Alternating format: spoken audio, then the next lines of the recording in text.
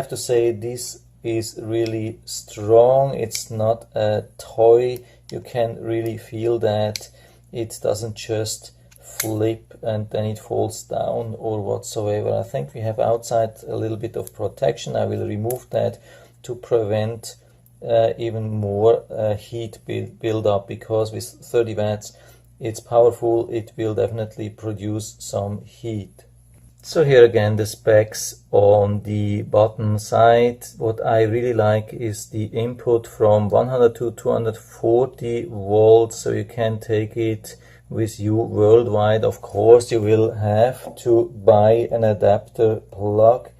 So this is the US plug. If you travel to Europe or Australia or whatsoever, you need a different plug, but at least it will fit for different actually worldwide currents. So let's plug it in and see. Is there any kind of LED? I don't see anything, so let's try to charge something.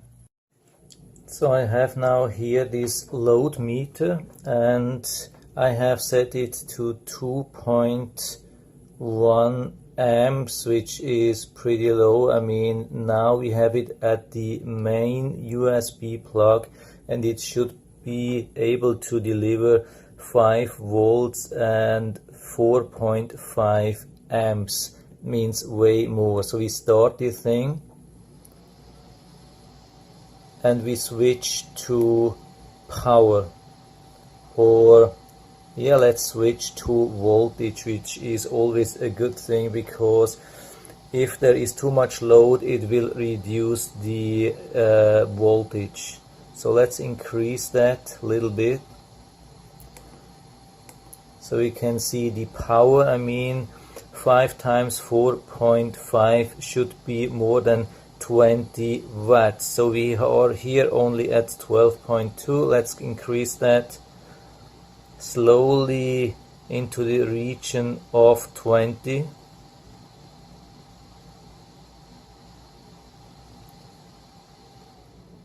And as you can see, it dropped. Maximum was about 17 watts, and then it dropped.